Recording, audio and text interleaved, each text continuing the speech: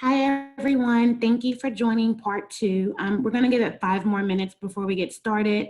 You all seen this slide yesterday, but we again just want to make sure everyone knows this is a recorded webinar, so everyone is automatically muted. We will be utilizing that Q&A box for all questions, as well as polls again to get some of your feedback. So again, I'm going to give it about 5 more minutes before we get started.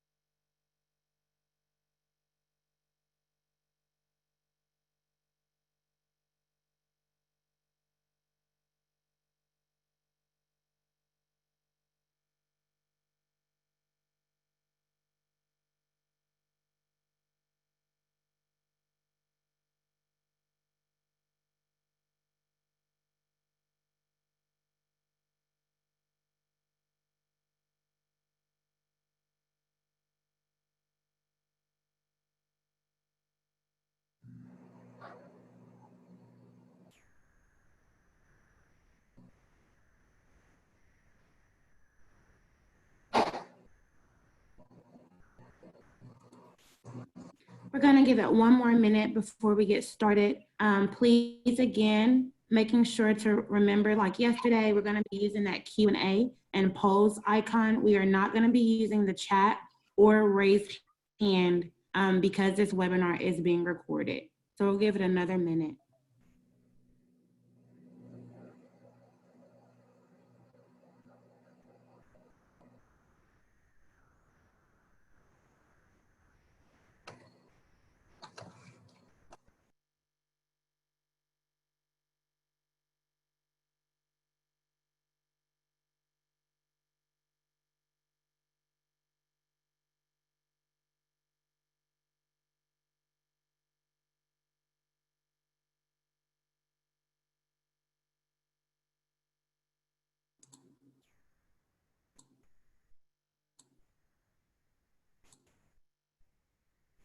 So again, thank you all for joining part 2 today. It will be Laura and myself conducting this webinar as well. So we're gonna go ahead and get started.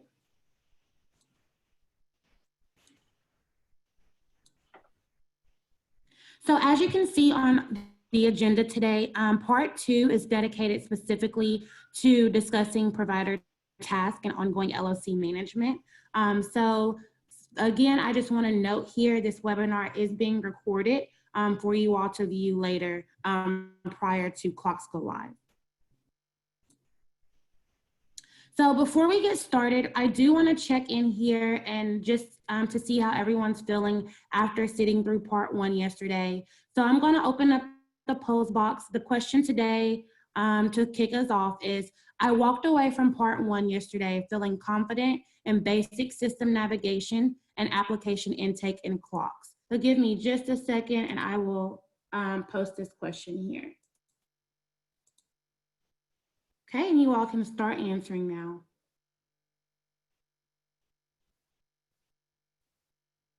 Oh, this is a beautiful thing to see. A lot of you all are confident with this system navigation application intake process.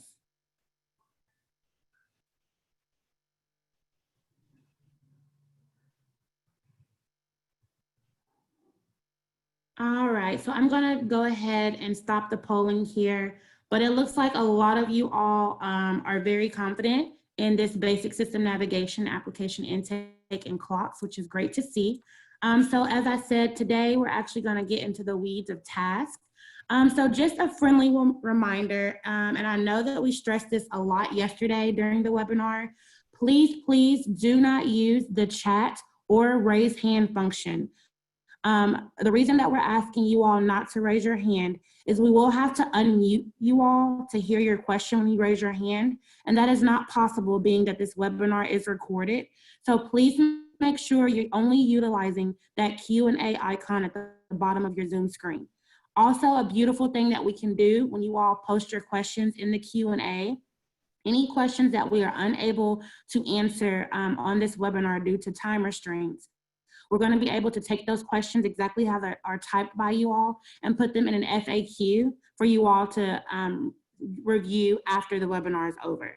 So last reminder, just please remember, do not use chat, do not raise your hand, only use that Q&A icon on the bottom of your Zoom screen. And then when we're looking at this slide here, we just wanted to again remind you all, we talked about this yesterday during part 1.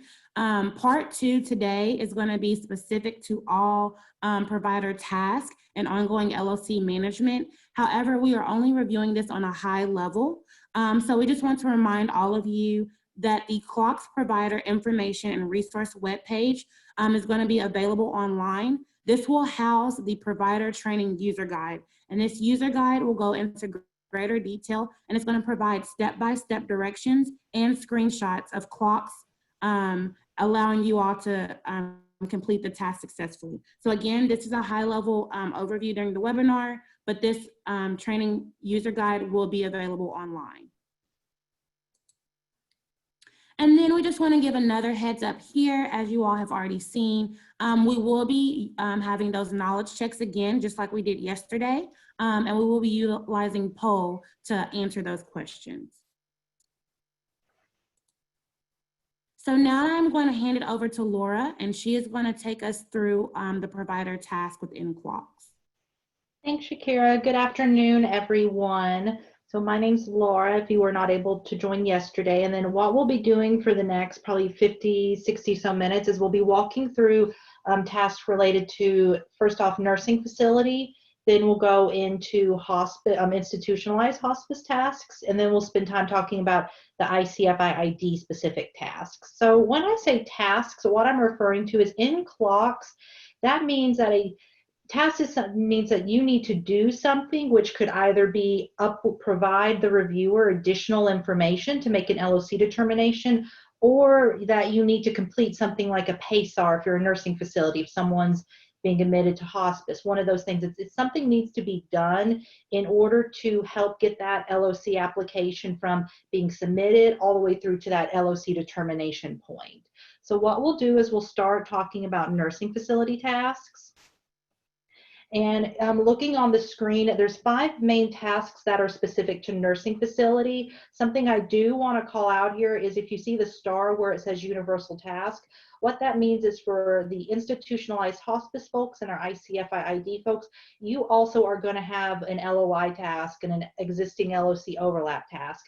Those processes are going to be the same. It's just, again, it's going to be specific for your groups. And what we'll do, and as well as when we go through each of these tasks, we'll be talking through when they're due, kind of what triggers them, and then going through all of those. And then a little bit later, we'll be talking about ongoing management. So that could be if you're having to request a discharge or request level 2. So Shakira will be touching upon those a little bit later. So first up, we're going to talk about the nursing facility lack of information or an LOI task. What that task is so for the nursing facility, you've submitted the application to the appropriate reviewer. So that could be the pro, it could be PACER for CMHCs if it's a PACER level 2. And during their review process, they've determined that they need more information. It could be that the H&P form was not signed by the physician, or just more documentation is needed. So what they're going to do is they're going to mark that application as pending LOI. And that will trigger a lack of information task that will go back to the facility. So we'll have a demonstration in just a minute to show you, but when that happens is the reviewer is going to leave a comment telling you what they need. So if it's just I need an document uploaded, or I'm looking for additional information, they'll indicate that on a comment, and then that will help you understand what they're looking for. Now, something that I really want to point out here is that you have 14 business days, and the business days does include it does take holidays into account as well, but you have 14 business days of receiving that task to complete it. And when I say completed, that means submit all the required information. So what will happen then is if you submit all the documentation requested within 14 days, then that reviewer can go ahead and make an LOC determination. If during those 14 days, let's say you don't get to the task until the 15th business day, what that will do is the system is going to flag that and say that that's past due, and that they're going to mark the application as LOC not met. So if that happens, then the provider is going to have to go in and submit a whole new application for that. So it's really important with LOI tasks to know that they cannot be extended, that it's really critical to get all that information into the reviewer within those 14 business days. And then what we'll do next is we do have a system demonstration of the LOI task. And again, this one is specific for nursing facilities, but for the hospice and ICFID individuals on the call, please note this process, the general flow is going to look the same for you. It's just you're going to get that LOI task, and then you'll go through the appropriate screens to complete that task. And also, friendly reminder, please have your volume up as well so you're able to hear the demonstration. This system demonstration covers how to complete the lack of information LOI task. The LOI task is triggered when the reviewer, such as PRO or CMHC, marks the application as pending LOI due to the inability to determine LOC caused by missing information or not enough information submitted by providers. Before we complete the LOI task, it is important to note that providers must provide all the requested information and/or correct the LOC application and resubmit for review within 14 business days of the LOI task generation date. If the 14 business days pass or not all the requested information is submitted within the 14 business day timeframe, KLOCS closes the LOC application. Once KLOCS closes a LOC application, providers must start a new application from the beginning. Let's complete an LOI task for providers. Under the task table on the dashboard screen, click Start or Continue for the LOI task under the Action column. On the Level of Care Assessment Summary screen, providers must review the comments about the assessment left by the reviewer. This section of the Level of Care Assessment Summary screen is where reviewers enter comments about what information is missing incorrect, or not provided to determine LOC. In this instance, the reviewer states that the HMP was not signed by the physician. Click Next. As providers complete the LOI task, KLOCS navigates through all the same screens completed during application intake. For this demonstration, the reviewer stated the HMP was not signed by the individual's physician. Providers should review all screens for accuracy and then navigate to the document upload screen to update the requested information.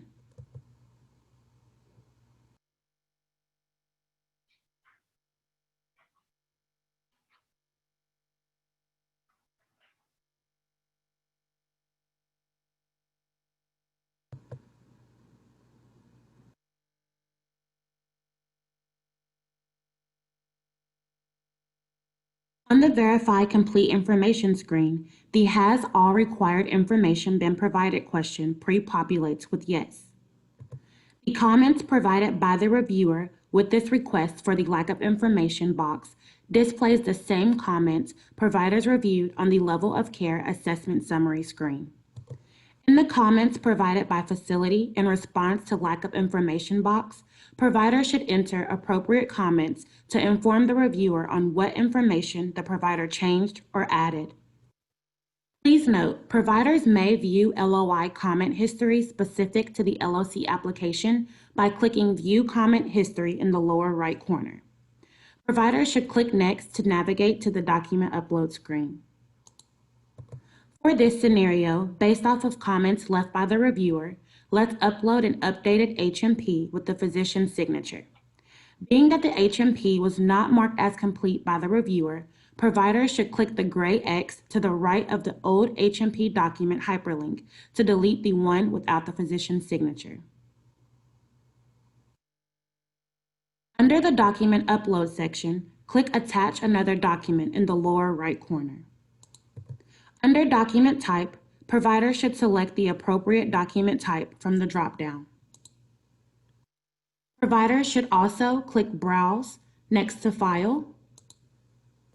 The Choose File to Upload pop-up displays. Providers should select the appropriate updated document by clicking on the document and then selecting Open. In the Comments field, providers should add comments as applicable. Click Attach. Once providers click Attach, the attached document's details populate under the Document Summary section. Providers should click Submit to resubmit the updated LOC application to the appropriate reviewer. Once providers click Submit, KLOCS navigates back to the dashboard screen.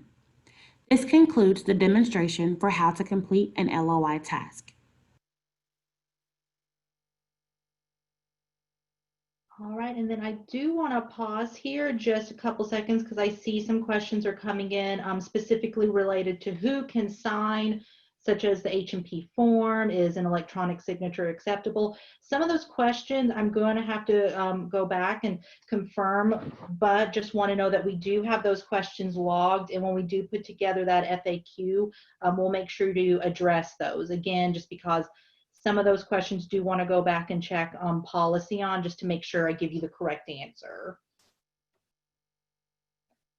So next up, there is also another request level 2 task, LOI task, excuse me. So for nursing facilities, all this is if you submit an application and let's say it triggers a PACER evaluation and it goes to the CMHCs and the CMHC says, oh, I need more information. That's all this is it's just another LOI task, but it's specific for the requesting level 2s. So with that, something to note is, I know earlier I was saying the 14 business days for the LOI task. When you're talking about a request level 2, then something I do want to note here is there is that 9-day business process. I believe that's still the same 9 business days you're currently working within when you do request a level 2. So again, just call out there, the business days are a little bit different. So again, just a reminder, when you request a level 2 and you do submit in the LOI task, it's going to trigger a new review task for that CMHC reviewer. But if you let those days pass and you don't get the task completed in time, what that's going to do is the system is going to flag that and say we're past the due date, and it's going to mark the LOC as not met. So then you're going to have to submit a whole new application for that. So again, just the big thing here with the LOI task is making sure that you're able to get them in timely and not letting those due dates pass. And what's really great about KLOCS is you're able to work on any task assigned to your facility. So let's say you are out for 2 days on vacation, and then but you are going to have someone else working on that. They're still able to view all those open tasks and work on them as well. So that's something I do want to call out. And again, the system does take into account holidays. So that way, let's say it's the 4th of July, then that 4th of July holiday won't count against you all. So next up, we have a knowledge check, which is which of the following circumstances could result in an LOI task being generated. Give me just a minute, and I'll go ahead and launch this question.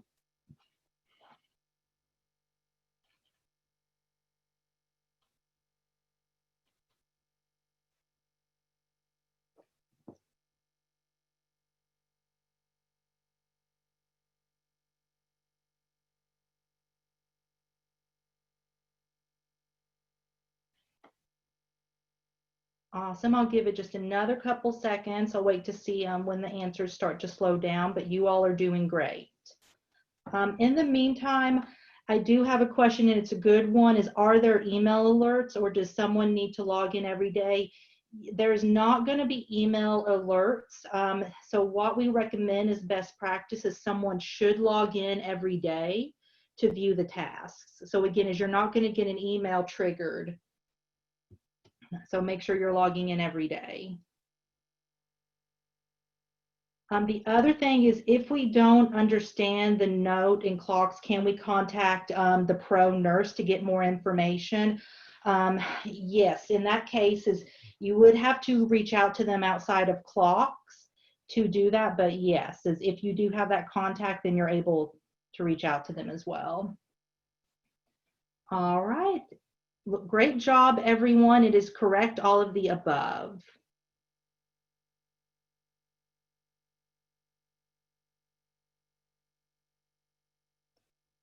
Go ahead. And then next up, we're going to be talking about the existing LOC overlap task. So before I do a deep dive into this one, I want to back up for a minute and just let everyone know. So something that's built into KLOCS is, let's say that you're entering in an LOC for William Bailey, but William Bailey already has an active LOC with another facility.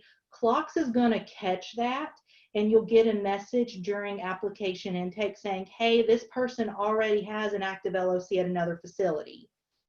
That will flag it for you. Now, this is not going to happen if you're a hospice provider submitting an application for an individual with an active LOC. So again, just take a note of that. Please note down there for someone who's electing hospice. But what this task is, this existing LOC task is, that if you're entering an application in KLOCS, so let's say you're entering it in for a Bill Bailey and you're a Lexington facility, just saying Bill Bailey is going to be entering or being admitted. What you may not know is, well, Bill Bailey is listed as a William Bailey at a Louisville facility. He may have gotten discharged maybe 6 days ago, but they've just not submitted the discharge.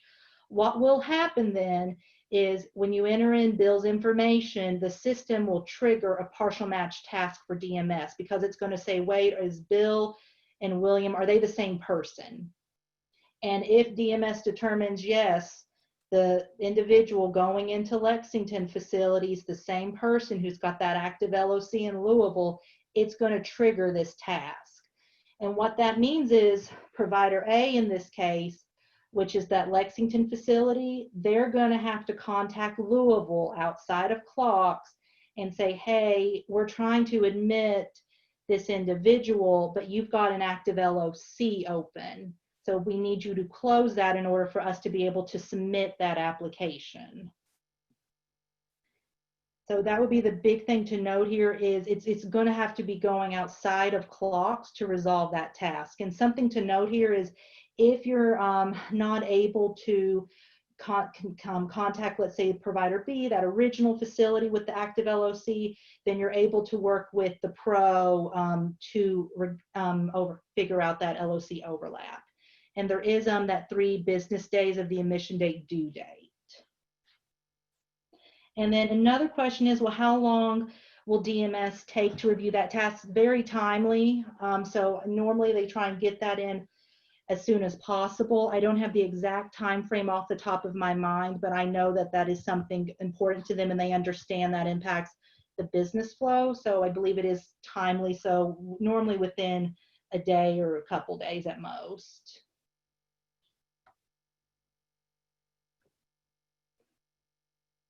And then just looking through some other questions right now. So that's the one thing is one of the questions is how will provider A know who provider B is?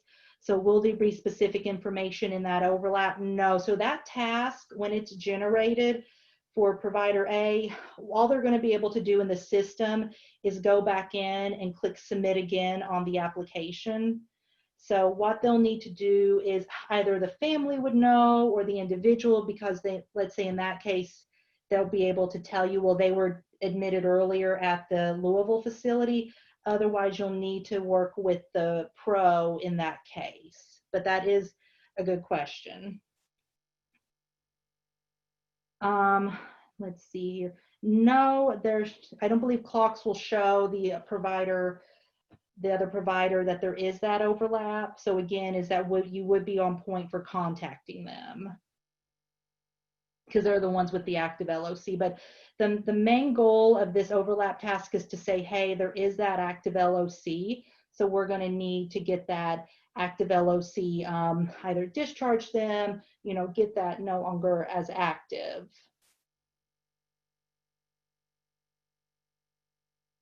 All right, and then what we'll do is I'll keep moving forward, but I'll continue to pause to answer questions. Now, the next task that is coming up is the approved transfer task.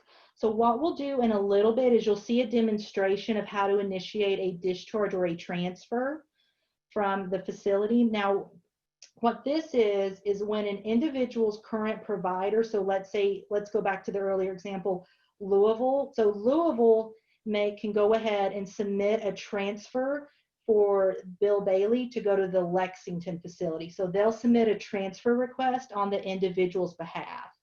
And that approved transfer task is going to get assigned to the Lexington facility. So whatever facility the Louisville says the individual's transferring to.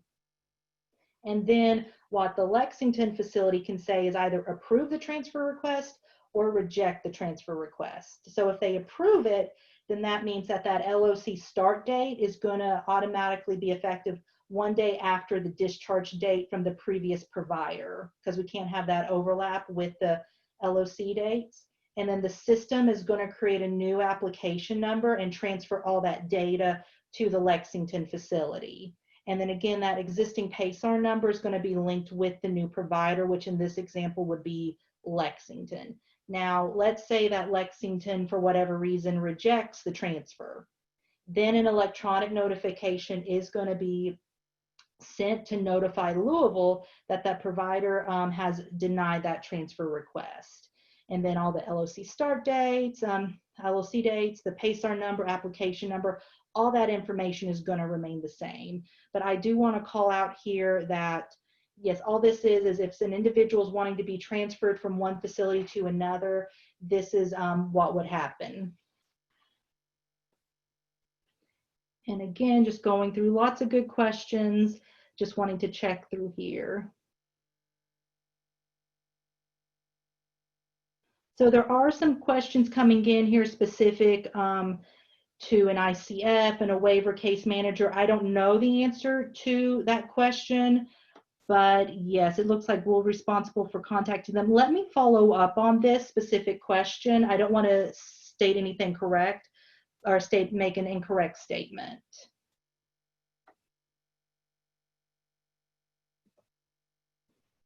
All right, next task that we're going to talk about is for the nursing facility. So the nursing facility is going to complete this, but it's a PACER task. So what this is an individual, let's say it's Jeff is the individual, is applying for institutionalized hospice on the same day that Jeff is being admitted to the nursing facility.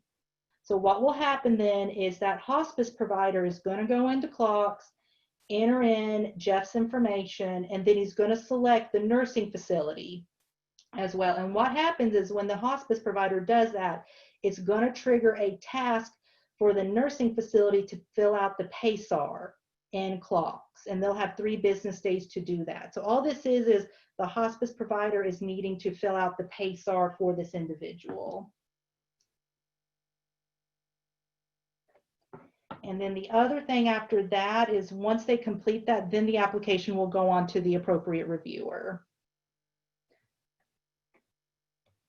So next up, what we'll do is we'll have another poll question. So who is responsible for completing the hospice PACER level 1 task? And give me just a moment to go ahead and launch that.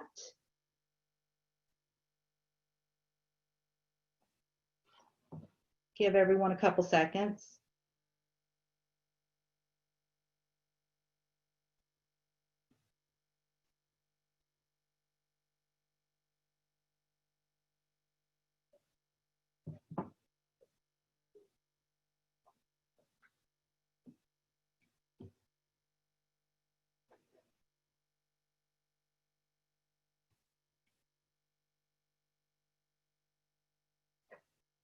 And for this one, I will go ahead and in the polling, I think most everyone got this one, but it is the hospice provider, not the hospice, the nursing facility provider, excuse me. So what will happen then is, again, this is for the nursing facility to fill out. They're on point to fill out the PACER for this individual. So the hospice provider, when they enter the application, will trigger this, but it's on point for the nursing facility to answer, to fill out that information. So next up, we're going to be talking about tasks for institutionalized hospice. And there's 3 main tasks that we'll go over for the purposes of time as well. And the fact I went over them previously with the nursing facilities, but hospice does have an LOI task as well as an existing LOC overlap task as well. The one that we'll be spending more time on will be the reassessment task. So again, just a quick recap for the LOI task. What this means is that when the hospice provider submits the LOC application, that the reviewer, which in this case would be the hospice pro, they're not able to finalize a determination. So they need the hospice provider to submit that information. So what that would look like is they would, like the other reviewers, mark the application status as pending LOI, and that's going to trigger that LOI task for the hospice provider. And then they'll need to go in and based on whatever the comments are, the information that the reviewer needs, they'll need to update that task, update that information and click submit in order to start a new review task for the hospice pro. And then we went over this also earlier with nursing facility, but there is also an existing LOC overlap task for hospice. So again, that would be a case where when DMS resolves a partial match and it's determined that the individual already has an active LOC, then it would be, they'd have maybe an active hospice LOC with another provider or an application's under review, then the hospice provider would be on point to contact whoever has that active LOC and to get that resolved. Now, the task I do want to spend just a couple moments on is the reassessment task. So with hospice, when an individual is approved, let's say they are approved for hospice and they have an active LOC, they're going to go through a review cycle every 90, 90, 60 days.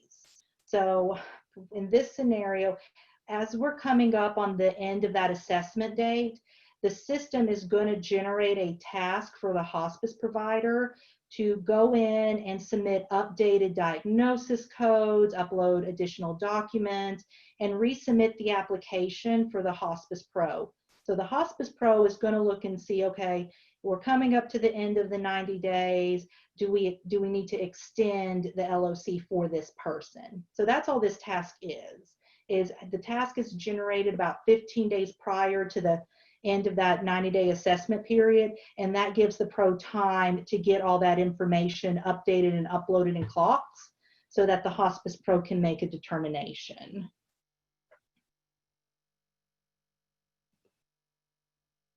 And then next up, and we'll do this knowledge check and then pause for 1 or 2 questions, is what does the institutionalized hospice provider need to do to complete the reassessment task? So give me just a moment and I'll go ahead and launch that question.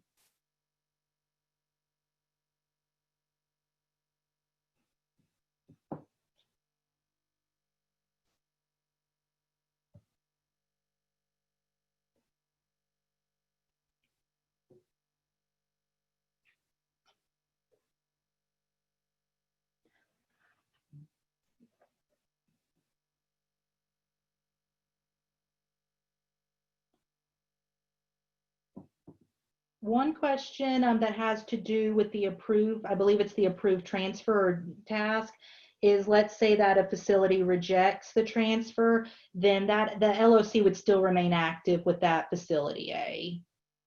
Yeah, it would not transfer it unless the LOC would not be ended until they clicked approve and then we hit those dates. So yeah, the LOC would stay the same if they reject it.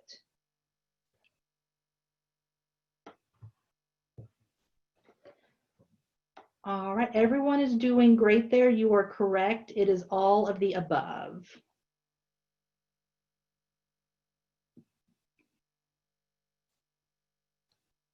Next up, I do want to spend some time talking about our ICF IID tasks and KLOCS.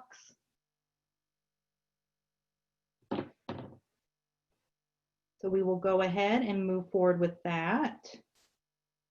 So next up, we're going to talk about the 3 main tasks for the ICF IIDs. Now, like hospice and nursing facilities, they also have an LOI task as well as an existing LOC overlap task. There is a task, and you're probably looking at that name thinking, do what? The Hospice Map 40, the Hospice Map 726 task. We will talk about that. Don't let the name catch you. What that task is, and we'll get into it, is it's a task for someone, it's triggered by the hospice provider for the ICFs to complete the MAP 726. So don't let that name fool you.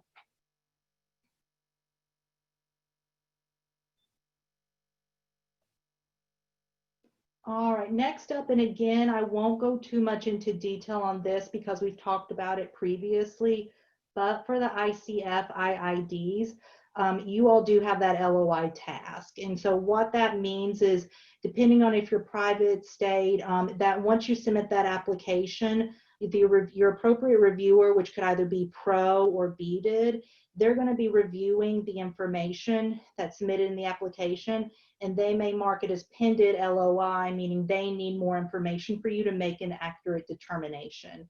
And again, just to call out here, that 14 business days rule does still apply. And I know I've said that before, but it does take into account holidays. So that way a holiday won't count against you if it overlaps, if the 14 business days falls on a holiday.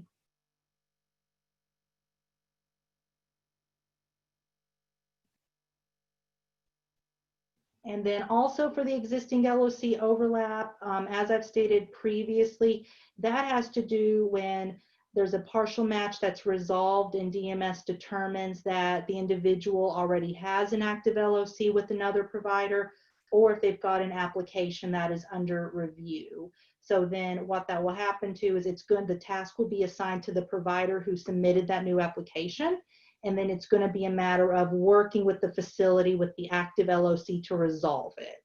And there is that 3 business day rule. Again, do want to reiterate here that this task doesn't get triggered if an institutionalized hospice service provider is submitting an LOC application for an individual with an active LOC. So that would not trigger this.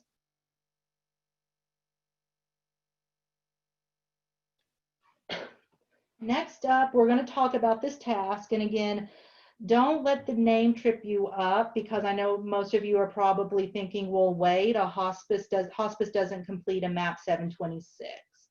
That is correct. What this is this task gets generated when the hospice provider submits an application, and it's for the ICF. The ICF is the one who completes this. They're the ones who are going to be submitting the MAP 726A on behalf of the individual.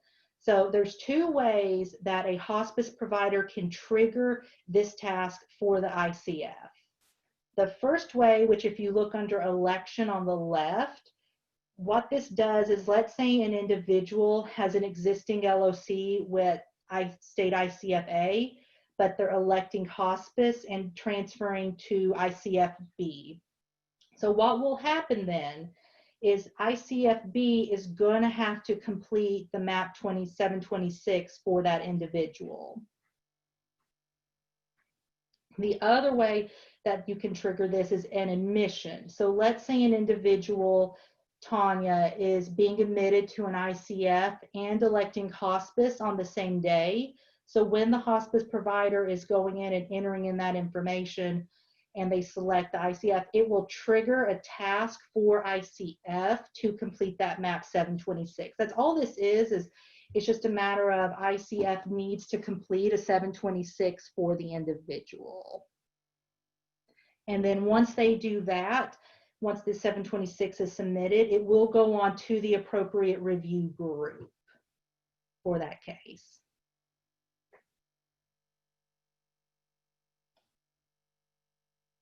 I don't see, I'm going to pause just a second to see if there's any questions about that. Again, I know with the name, that might be something people paused a moment about, but again, that's all it is for the ICF to submit that as information. I don't see any questions coming in, so what I'll do then is go ahead and launch the next poll question. So what it is true or false, the ICF is responsible for completing the Hospice MAP 726 task.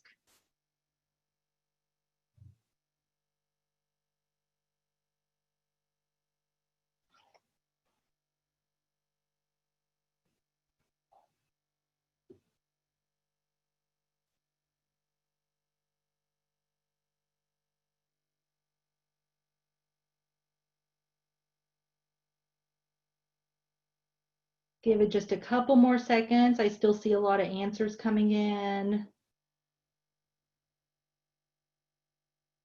So one question that we do have is, what happens if someone's already in my facility and they're going to be electing into hospice? Well, the MAP 726 should already be completed, so that would not generate that task.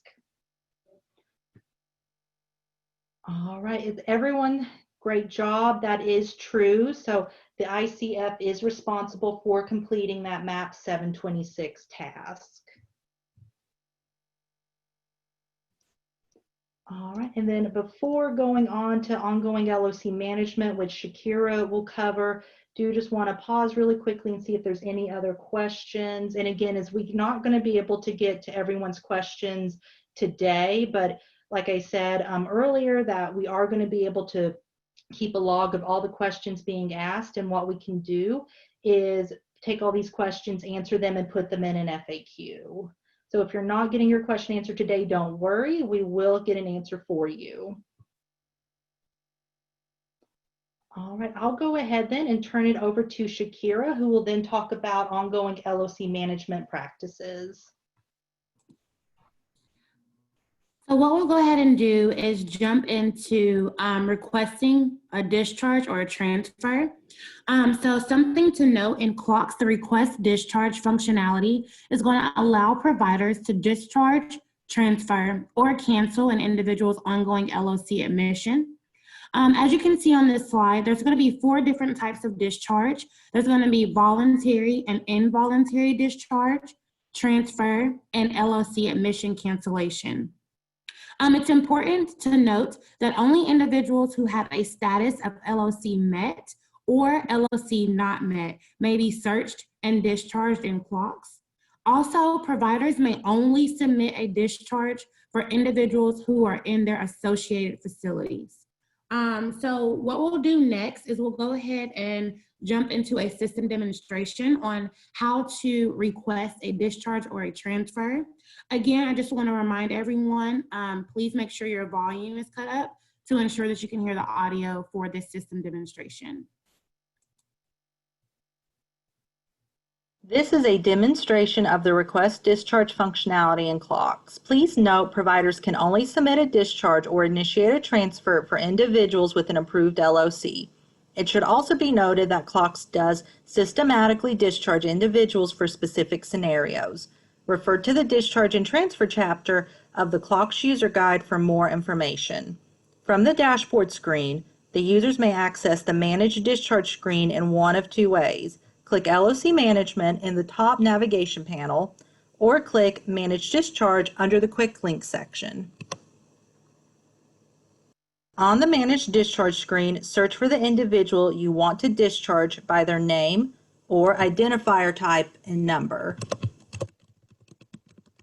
Click Search. A table with the search results display at the bottom of the screen. Once you identify the correct individual, click Request Discharge under the Action column. On the Submit Discharge screen, verify that the individual's pre-populated information is correct. The discharging facility name and discharging provider ID fields are also pre-populated. Select the discharge type from the drop-down. There are four options: voluntary discharge, involuntary discharge, transfer, or admission cancellation. The drop-down options in the discharge reason field will vary based on which discharge type is selected. For voluntary or involuntary discharge, the discharge reasons include home, acute care hospital, hospice, death, psychiatric facility, denied, not medically necessary, and other. For transfer, the discharge reasons include hospice revoked, hospice to new nursing facility, or another nursing facility. For admission cancellation, there is only one discharge reason, which is the member was never admitted. Please note, for LOC admission cancellations, any pending tasks related to the individual's LOC application must be closed. Also, the utmost care should be taken to select the appropriate type of discharge. For example, if an individual is being transferred to another facility and the incorrect discharge reason is selected, then the new facility will have to submit a new admission application in KLOCS. First, we will demonstrate a discharge. Remember, both voluntary and involuntary discharges have the same required discharge reason fields. Select the appropriate discharge type, then select the appropriate discharge reason. Now, enter the discharge date, enter the discharge time, as well as select the discharge time zone. Since we didn't select transfer, the transferring to section is not enabled. Enter details about the discharge in the Discharge Commons field. If needed, upload documents for the individual. Once all the required information is complete, click Submit Request. A confirmed discharge request pop-up displays. Click Yes to complete the request to discharge this individual.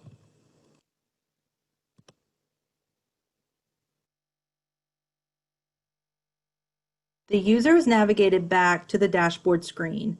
That completes an example of how to complete a discharge in KLOCS. Next, we will return to the Manage Discharge screen to complete a transfer. Select Transfer as the discharge type. Select the appropriate discharge reason. Select the discharge date. Enter the discharge time, as well as select the appropriate discharge time zone. Please note the effective discharge date pre-populates here. Once the user selects transfer as the discharge type, the transferring to section is enabled. It is important to note, when selecting to transfer an individual to a different provider, you can only search by the provider number and not the provider's name. Click Look Up. The nursing facility provider search pop-up displays. Enter the provider number that the individual is transferring to, or select the provider's county. Click Search. A table with the search results displays. Click the radio button in the left-hand column next to the appropriate provider. Click Select. The pop-up window closes. The Submit Discharge screen now pre-populates with the provider name and the provider location. Enter details about the discharge in the Discharge Commons field. Upload any applicable documents. When ready, click Submit Request. A Confirm Discharge Request pop-up displays. Click Yes to complete the request to transfer this individual.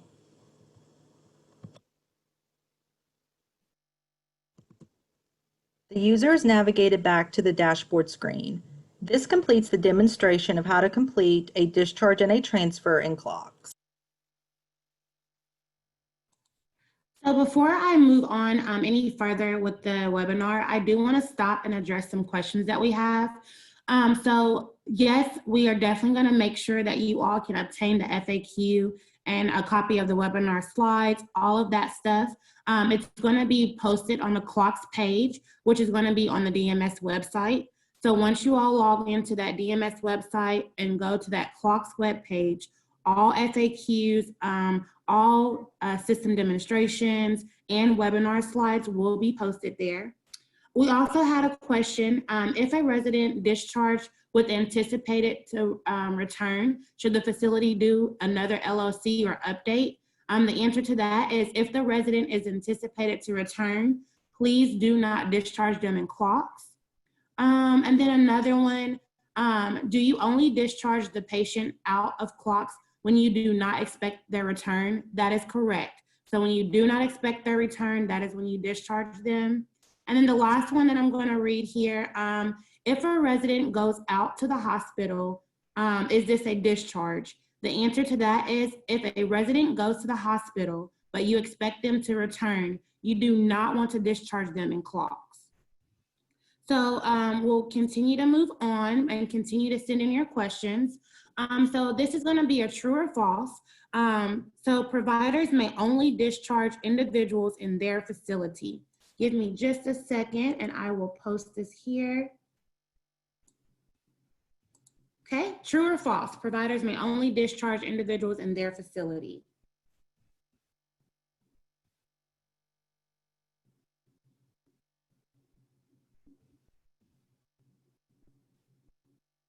And it looks like you all are getting that right. So that is true. Providers will only be able to request a discharge for individuals who are in their facility.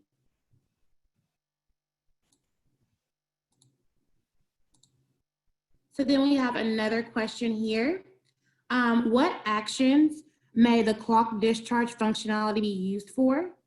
So give me just a second and I will post this one as well. So again, the question is, what actions may KLOCS discharge functionality be used for?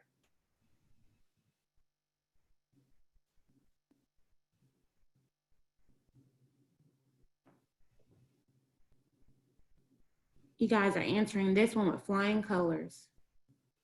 So that is going to be all of the above. So remember, with that discharge functionality, there's going to be those 4 different types: voluntary or involuntary discharge, transfer, or LOC admission cancellation. So good job there, everyone. So next, what we're going to do is we're going to talk about requesting level 2 within KLOCS. Before I even get started explaining this request level 2, I want to stress to you all that the policy is not changing on the way that you request level 2 for someone, only the way that the request is submitted is changing. So all policy and time frames are going to stay as they currently are defined now. So that policy is not changing, only the way that you submit, which is going to be in KLOCS. So for individuals with a nursing facility LOC or an institutionalized hospice IHP LOC, providers may request a level 2 evaluation for these individuals residing within their facility. Providers may request level 2 under the following circumstances. So as you can see on this slide, there's 3 different ways. If an individual previously did not meet PASAR criteria, but now meets due to a new SMI or IDRC diagnosis. The second way is going to be an individual previously met PASAR criteria, but now has a significant change to their mental or physical condition. And then the third is going to be, again, an individual was admitted on a provisional basis and requested an exemption at the time of admission. It's important to call out here with that, please note that any individual who is provisionally admitted to a facility cannot request level 2 within 5 days of their LOC start date. So again, the policy there is not changing. We're only changing how you all submit those request level 2s. So now we're going to walk into another system demonstration. This system demonstration illustrates how to request level 2 for an individual in KLOCS. To initiate a level 2 request, click Quick Search on the top navigation panel. On the Search Individual screen, providers should enter the appropriate search criteria for the individual in which providers want to request a level 2 evaluation for. Click Search. From the search results, click on the appropriate individual's name hyperlink to navigate to their individual summary. On the right navigation panel, under Actions, click the Request Level 2 button. Please note, the Request Level 2 button will be disabled for both ICF, IID, or swing bed individuals.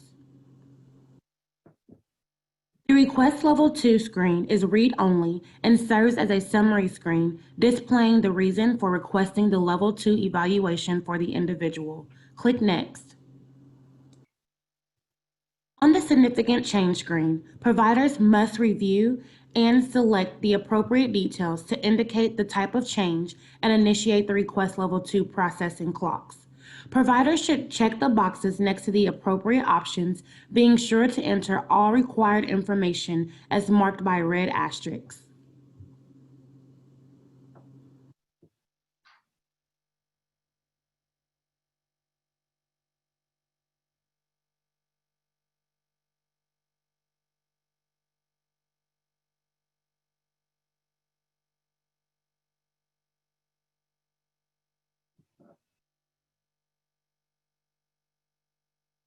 Under Section 3, providers should enter the facility's phone number. Click Next. On the Diagnosis Review screen, providers may add a new diagnosis for the individual or update the medication information if applicable. A couple of things to note if providers choose to add a new diagnosis for the individual. The admitting diagnosis entered by providers during application intake cannot be changed. After clicking on Add Diagnosis, the diagnosis code field does not accept special characters. Providers may only use numbers and letters. The date of onset must be on or after October 1st, 2015. For the purposes of this system demonstration, we are not going to add a new diagnosis or update any medication information. Click Next. On the Documents Upload screen, a list of the required documents displays at the top in the What is Needed table. Under the Document Upload section, select the appropriate document type from the drop-down. Click Browse to the right of the File field.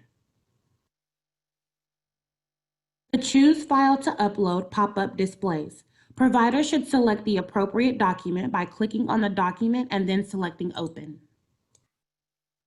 In the comments field, providers should add comments as applicable. After adding comments, click Attach. If multiple documents are needed, providers should click Attach another document in the bottom right corner and repeat these steps to upload all other required documents from the What is Needed table. Please note, if providers do not upload all required documents, KLOCS displays an error message once providers click Submit and does not allow the provider to submit requests for Level 2 until all documents have been updated in KLOCS. Once all required documents are uploaded, click Submit. The Request Level 2 confirmation screen displays, confirming the request for Level 2 evaluation has been submitted successfully and sent to the appropriate reviewer. This concludes the system demonstration on how to successfully request Level 2 for an individual in KLOCS. So before I hand it over to Laura, I just want to again stress in regards to requesting Level 2 for an individual, again, that policy is not changing at all. The only difference is how you all are submitting it. So we did have a question, is KLOCS still the point of contact? Yes, they are, because again, policy is not changing there, just the way that it is being submitted. So now what I'll do is hand it over to Laura, and she's going to wrap up and recap any of our key points from both day 1 and day 2. Thanks, Shakira. So first up, what we'll do is go over the quick recap. So again, we understand that there's a lot of big process changes coming your way, and that includes from how you're going to do application intake, change of ownership, transfers, discharges, corrections. So we absolutely understand that there is going to be a learning curve with this system, but we do believe there's a lot of positives to gain from this. So you're going to be able to electronically initiate the applications. It's going to increase efficiency, save time. And the other big thing to note here is KLOCS will become the source of truth for LOCs. So it's going to be a single system that can be referenced. So that's going to reduce errors and delays. And what's really nice is with the tasks feature, then the stakeholders are going to be able to interact automatically with everyone. So again, I know a lot of people are like, well, you know, I want to get my staff prepared for this. What materials are going to be available for me? So what will happen is either later this evening or by tomorrow morning, you will be receiving an email with a copy of both of today's presentation and yesterday's presentation, and as well as a link to that KLOCS webpage on the DMS site. Now, training materials are not up just yet on those, except for COG materials, but we will post links to the videos, we'll post links to the webinars today, as well as other job aids and the user manuals to assist you in this process. So again, something else to note here is we understand it's a learning curve. So the first 2 or 3 weeks in August, when this goes live, we will be sending out a pulse survey to everyone, and that's going to be really important for us to understand where you're having some issues, or maybe there's something you're not understanding or need clarity on, or just want additional training help. That will help us know what we can do to help you thrive and excel with this new system. So please, as those evaluations and pulse surveys are going out, the more that you can respond and let us know what you need, the better. That just helps us. Also, we went over this tips for success yesterday, but again, thank you to everyone who has already provided DMS, the name of your facilities org admin. I think I had spoken to the lady who's in the process of onboarding people right now, and I think she said she had about 40 emails right after the webinar, so thank you. She is trying to get through everyone's email, to everyone's email. So if you do email her, give her about 24, 48 hours to respond, but she is trying to get through everyone, to everyone. Again, something else to note is once you are granted access as the org admin, then you'll be on point and ready to start sending invites to your staff. So it's not just going to be you submitting the LOC applications. You can assign a provider staff role for KLOCS to the individuals at your facility. Just know they're not going to be able to access that KLOCS tile and COG until August 3rd. So they can go ahead get that user role assigned to them and get their account set up. It's just August 3rd is when you'll be seeing that KLOCS tile. And then we discussed this yesterday, but that first week, make sure you're going into KLOCS to verify that all the active Medicaid member LOCs and the non-active Medicaid recipients with LOCs less than a year old are in KLOCS. And again, the email and how you report that, that will all be in the presentation shared with you in just a little bit. Other two things to point out here is, again, with those LOC start dates, can't reiterate it enough with the start dates how important it is. So, for example, if the LOC is submitted less than 3 calendar days after the admission date, then you'll be able to click that date and it'll be the admission start date. If that LOC is submitted more than 3 calendar days after the admission date, then it will be based on the application date. So what that means is, let's say that an individual is being admitted to your facility on August 3rd, and you are not able to don't get around to submitting the application in KLOCS until August 7th, the calendar will only let you go back until August 4th, that 3 days, that 3 calendar days. Then, so that is something I do want to reiterate, that getting these applications submitted in a timely manner is imperative. And finally, again, just there is that KLOCS webpage on the DMS website, which will house all these materials. So next up, what we'll do is we will spend, I believe it's a little bit earlier, yep, it's 3:30. We've got 30 minutes, but again, happy to go through and answer any of the questions that you have. So go ahead and Shakira, I've not had a chance to look at the Q&A list in the last couple of minutes. Are there any questions you or even DMS would like to address at this time? I see a lot are coming in. Yes, so what I'll do is Lee with DMS has been answering a lot of questions submitted so far. So a lot of questions that I've seen have to do with like the different map forms. So one says, what will happen to the map 24 after KLOCS is implemented? The map 24 will be obsolete at that point. Another question is, how many days before admission to a nursing facility can the map 350 be filled? The answer to that is the map 350 will be uploaded into the system when the application is made. And then there was another question about the map 350. Does the map 350 need to be submitted on the date of admission? The answer to that is the map 350 needs to be submitted when the LOC application is submitted.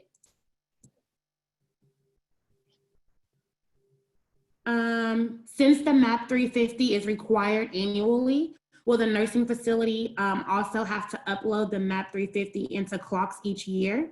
The answer to this is DMS plans to obsolete the map 350 annual renewal before the end of 2020.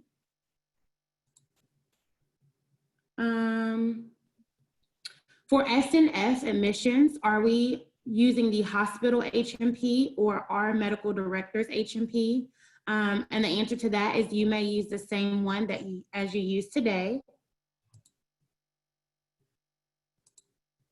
Let's see here. So a lot still to do with the 350. For individuals who are unable to sign the map 350, will verbal accepts from the individual or family continue to be accepted? The answer to that is, if it is accepted today, then it should be accepted in the future if documented. Laura, do you still want me to go, or do you have a couple? Because I'm just reading from what we have answered so far. Nope, I think still going through the list. We've got a lot of questions coming in. Lee, I don't know if you have any other thoughts that you'd like to add at this time as well. I know you've been answering a lot of the questions currently.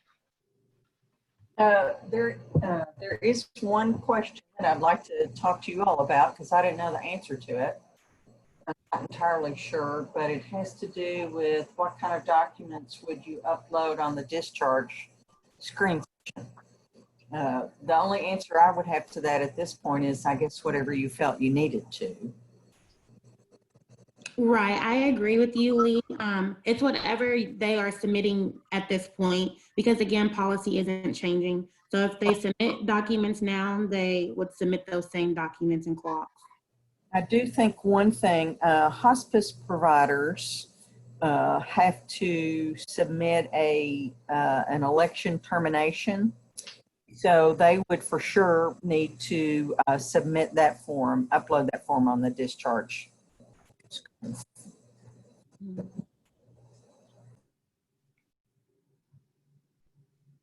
So a lot of good questions today. I'm glad to see them, and I know that once you get the materials and you start to look through it, or once you begin to use the system, that you may have more questions. I'm hoping that we have prepared enough and we'll have enough avenues for you to get all of your questions answered. And once you get into this system, you'll see that it will be much better for everyone involved. Absolutely. And again, we will be sending out a survey to everyone the first couple of weeks in August. And that's just going to only help us give you the materials you need to thrive in utilizing this. So like Lee said, we're going to have a lot of materials created, ready to go to help you and your staff get used to KLOCS. But again, if there are things that you think that would be beneficial to reference going forward, happy to collect that information through those surveys and get that created for you all.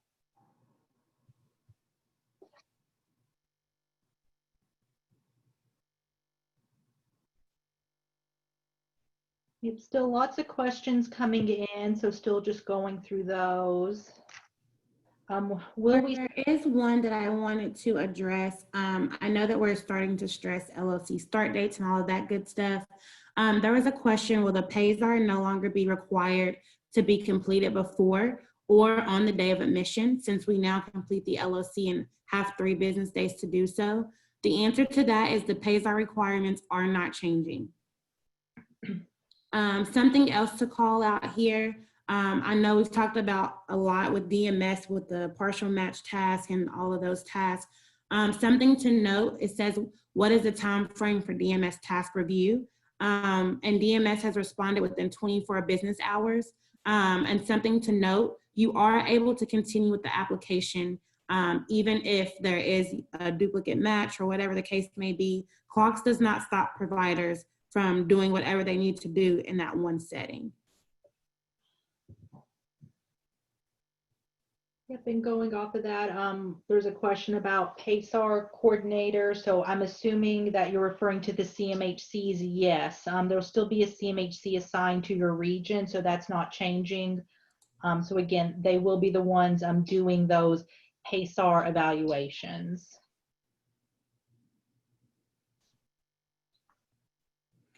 And then we had a question, is the nursing facility considered the IH provider? The answer to that is no, the IH provider is a hospice provider.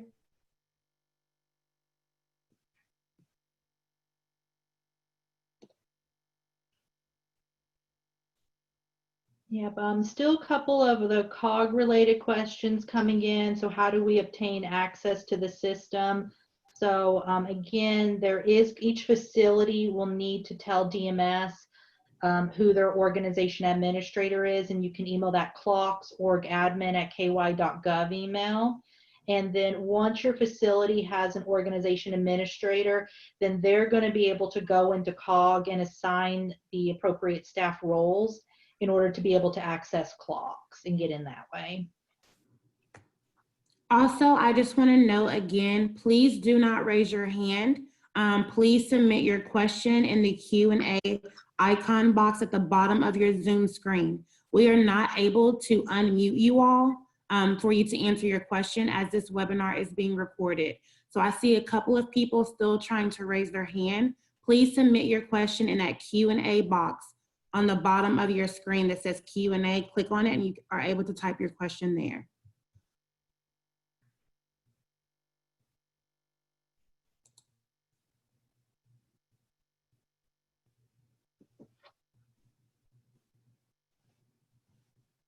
We did have a question, when will the KLOCS page be available on the DMS website? It is live now.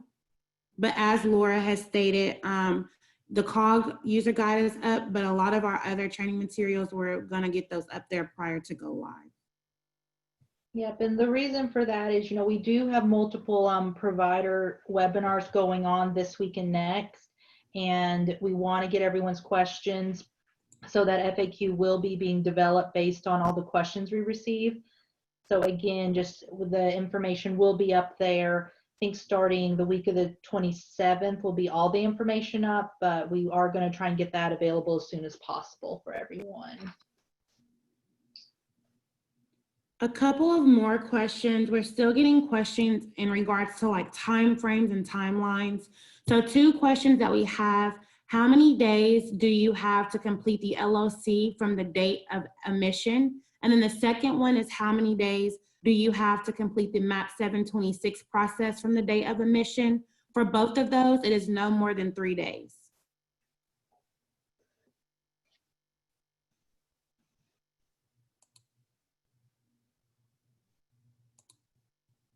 I see another question about hospice. So if a hospice resident is admitted to the nursing facility, is hospice the one that starts the LOC for the nursing facility? What if hospice is running late? So the hospice provider is not going to be paid for the days that they provide services when the resident is in your facility.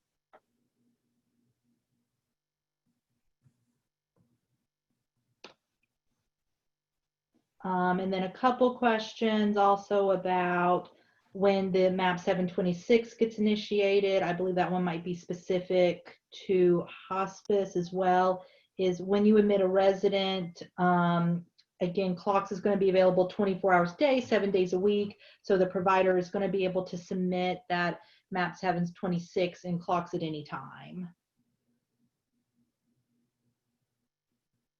We also had a question, are PASARs completed in KLOCS too, or are they still being completed via paper?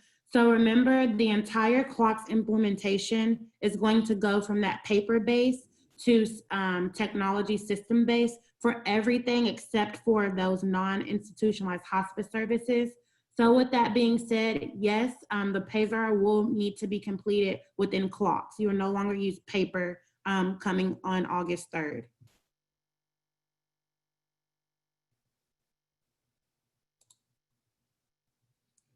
We had a question, how do we obtain access to KLOCS? So again, you need to make sure that you send an email to KLOCS org admin at ky.gov, and then you will need to send the name and provider name and email address. And I'll actually go back to that slide. So this first box there, please make sure that you're reaching out to DMS so that you all can have access to KLOCS.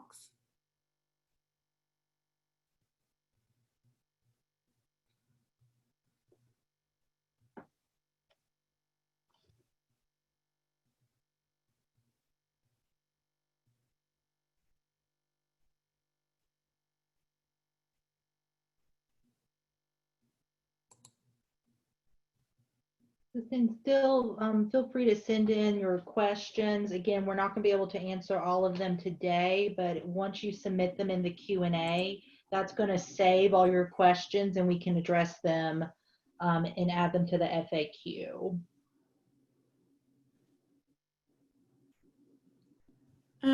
We had another question in regards to requesting level 2. It says we usually send over the level 2 request to CompCare. Do we still need to notify them, or will KLOCS notify them on the level 2 request? The answer to that is KLOCS will notify the CMHC once the level 2 is requested. Yep, they will all the reviewers will get a review task, and then from there they'll be on point to review the information in that application and then make a determination, or if they need more information, we'll trigger that LOI task. Kind of jumping back to COG, there's a question here, how many KLOCS users can a facility have? The answer to that is there are 2 administrators. The administrators can onboard the staff that need the access. Ancillary services such as oxygen and therapy. I think I've seen maybe a couple questions for that. That ancillary services, the priors, those are not going to change. So they're going to be how the same as what you do today.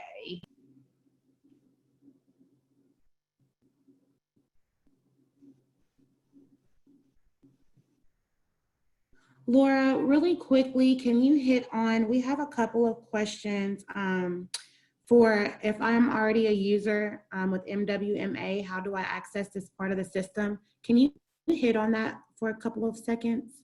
Yeah, so what you'll need to do is, I don't know if the user, if you're an org admin already or if you're just a general user, but so what I would say is you're going to need to tell the org admin at your facility, so whoever that KLOCS org admin is, that, hey, I've already got a COG account and my COG account is tied to this email address. So what that organization administrator is going to do is when they go into COG to assign you a KLOCS role, they'll just need to type in that email. So as long as you tell them what the email is to your existing COG account, they'll be able to connect it. They'll be able to, in other words, assign that KLOCS role to your MWMA account. So yeah, you shouldn't need to create a brand new COG account. You can have it all tied to one. Just let the org admin know the email address. And then something for everyone on here is, so if you're on this call and you have already told DMS that you are going to be the org admin for your facility, meaning you're the one on point for inviting your users to, or assigning the KLOCS role to your users, make sure you give them a heads up, like, hey, I'm going to start doing this. The email that you send out to them or COG will send out when you add them, it'll only be live for 24 hours, the link in there. And then as Shakira pointed out, we're getting a lot of questions for MWMA. So if the user already has a COG account that they want KLOCS to be assigned to, you know, they'll need to let you know. And it's pretty easy to add users in. It's literally first name, email address, click maybe the provider staff role and click send. So it's not too scary of a process, I promise. And there is an org admin user guide available on the KLOCS webpage. Sorry, Shakira, that was more than a couple seconds. No, you're fine.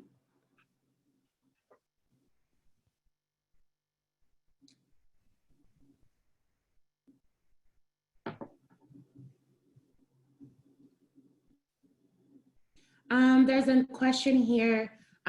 Since we will no longer receive paper approvals, what do we provide for Medicaid eligibility when a worker states that there is no LOC on file? The answer to that is you will have the application number from KLOCS that can be used to confirm the LOC to the eligibility worker.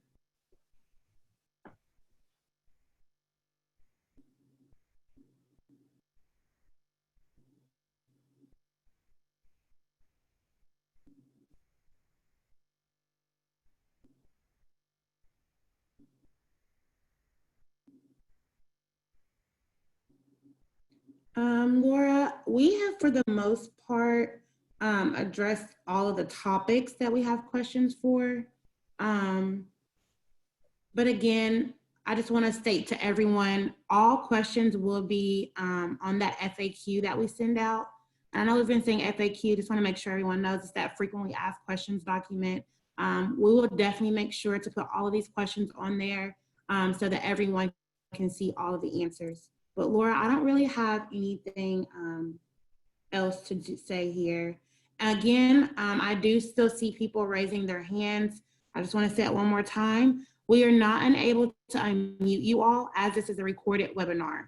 So please make sure instead of raising your hand, you click Q&A and type your question in that Q&A pop-up box.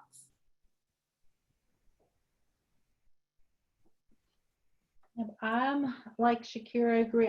There's a lot of questions. I think we've hit on most of the main topics.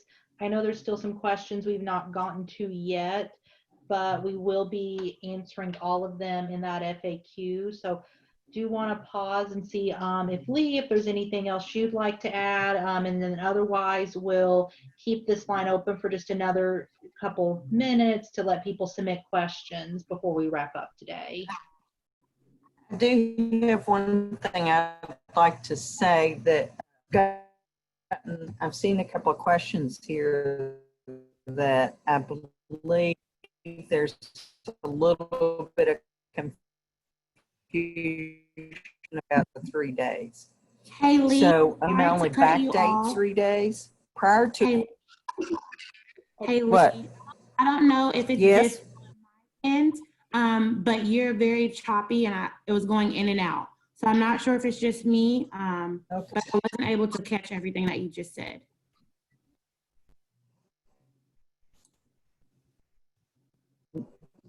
Probably wasn't just you. Is that any better? Yes. Are you there? Are you there?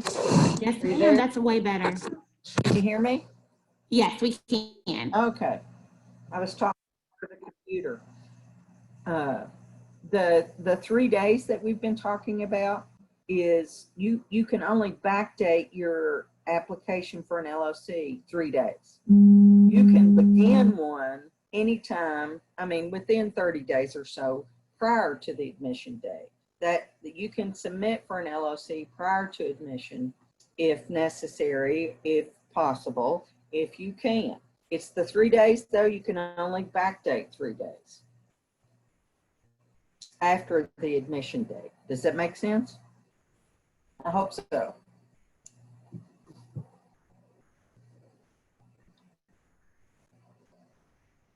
And that's pretty much all I have to offer right now.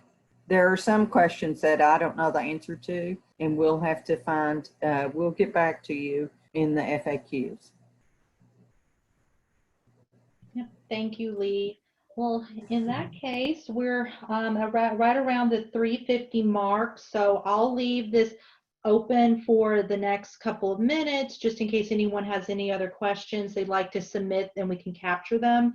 But again, I want to thank everyone for their time today and appreciate it. And again, we will be sending out copies of the presentations along with an evaluation survey shortly.